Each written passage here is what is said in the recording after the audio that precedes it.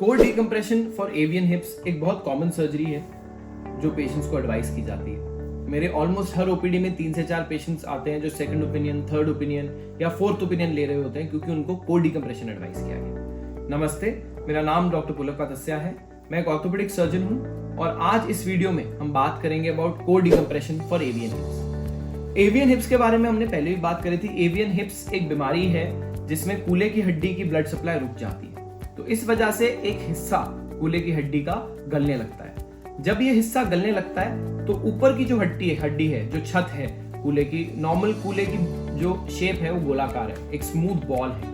तो ये जो शेप है जब अंदर की हड्डी गलने लगती है और कमजोर हो जाती है तो ये कोलैप्स कर जाता है, गिर जाता है। इसकी वजह से शेप अनइवन हो जाती है एंड जब एक अनइवन कूल्हा सॉकेट में घूमता है तो पूरे सॉकेट को घिस जाता है और बहुत पेनफुल होता है। इसकी वजह से पेशेंट्स अपनी नॉर्मल एक्टिविटीज, चलना फिरना, सीढ़ी चढ़ना, नीचे बैठना, कुछ भी नहीं कर पाते। तो इसके बीमारी के लिए एक प्रोसीजर एडवाइस किया जाता है जिसे कोर डिकम्प्रेशन बोलते हैं। कोर डिकम्प्रेशन में हम हड्डी में एक छोटा सा, स्किन में एक छोटा सा चीरा लगाते हैं और हड्डी में एक छोटा सा छेद बनाते हैं। इस छेद के थ्रू हम ड्रिल करते हैं और ड्रिल करके हम अंदर जहाँ पे हड्डी गल गई होती है उतने हिस्से को खोखला कर देते हैं। ये खोखला करने के बाद हम इसी ड्रिल होल से यहाँ पे बोन मैरो या फिर स्टेम सेल, दोनों में से कोई एक चीज डाल देते हैं और फिर हम टाके लगा के बंद कर देते हैं। ये सर्जरी उन पेशेंट्स में एडवाइस करी जाती है जिन पेशेंट्स को अर्ली स्टेज 2 या प्री कोलैप्स स्टेज होता है। इसका मतलब ये है, ये उन पेशेंट्स को एडवाइस करी जाती है जिनके एक्सरे और एमआरआई पे अभी तक जो हेड है, हेड का गोलाकार मेंटेन्ड है,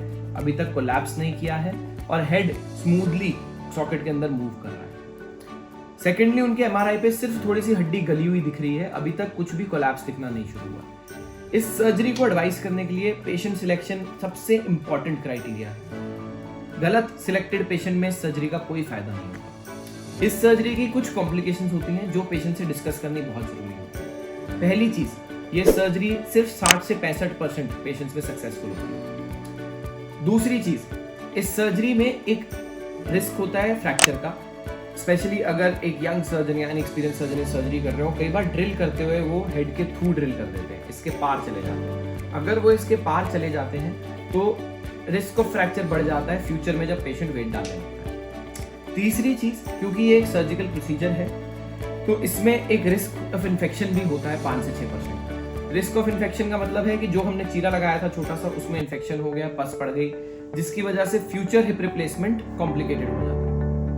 चौथी चीज, सर्जरी के बाद पेशेंट्स को 4 से 6 हफ्ता ऑलमोस्ट कंप्लीट बेड रेस्ट होती है क्योंकि वो इस कूल्हे पे वेट नहीं डाल सकते क्योंकि हमने इतना हिस्सा खोखला किया हुआ है। अगर इतने हिस्से खोखले के साथ वजन डाल दिया तो कोलैप्स का रिस्क बढ़ जाता है। तो पेशेंट्स को पहले काउंसिल करना बहुत जरूरी होता है क्योंकि यंग पेशेंट्स के लिए 4 से 6 हफ्ते या 2 महीना बिस्तर में गुजारना या बेड पे गुजारना थोड़ा सा मुश्किल होता है और ट्रॉमेटिक होता है। ये पेशेंट्स कई बार डायरेक्टली हिप रिप्लेसमेंट के लिए ऑप्ट करते हैं। सही पेशेंट, सही सर्जन, सही इंडिकेशन और पेशेंट को अच्छे से काउंसिल करने के बाद ही हम कोर डिकम्प्रेशन के लिए प्रोसीड फॉरवर्ड करते हैं, अदरवाइज डायरेक्टली हिप रिप्लेसमेंट के लिए बात करते हैं। ये जानना बहुत जरूरी है, कोर डिकम्प्रेशन के रिजल्ट 100% नहीं होते, यूजुअली 60% होते हैं। 100 में से सिर्फ 60 मरीजों को फायदा होता है, 30 से 40 मरीजों को बिल्कुल फायदा नहीं होता। अगर आपके कोर डिकम्प्रेशन रिलेटेड कोई भी सवाल है तो आप नीचे कमेंट्स में लिखिएगा, मैं उनका रिप्लाई करूंगा। Thank you.